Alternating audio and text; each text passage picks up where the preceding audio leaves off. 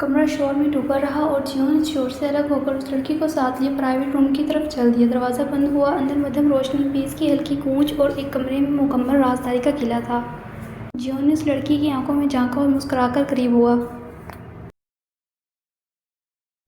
शोर सुनकर आधी यूनिवर्सिटी वहाँ खड़ी हुई थी। बीच में एक लड़का ज़मीन पर पड़ा हुआ था। उसके ऊपर खड़ी थी महानूर। उसकी आंखों में एक आग जल रही थी। लंबे बाल खुलकर उसके चेहरे पर बिखर गए थे।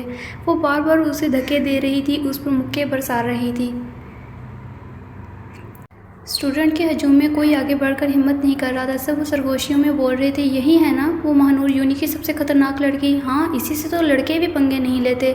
इस लम्हे पर प्रिंसिपल दो गार्ड भागते हुए पहुंचे और गार्ड ने बीच में आकर लड़के को बचाया और महानूर को पीछे हटाया।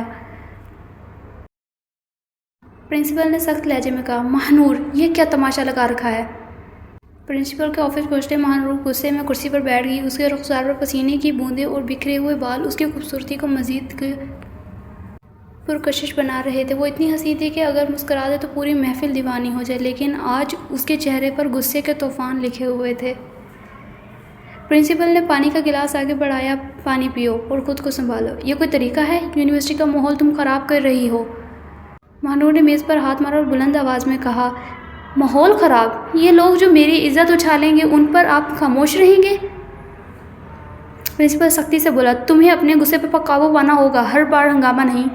महानूर कुर्सी से उठकर खड़ी हुई और उसकी आंखें सुर्ख हो गईं। आप बर्दाश्त नहीं कर सकते तो मत करें, लेकिन अगर आइंदा किसी ने मुझे छेड़ा तो मैं सोचूंगी भी नहीं। सामने स्टूडेंट है, स्टाफ है, या फिर आप ही क्यों ना हो। ये प्रिंसिपल सुनकर उसके माथे पर पसीने की बूंदें आ गई। महानूर ने तंजिया हंसी, अरे अरे, अभी तो एसी चल रहा है, इतना पसीना।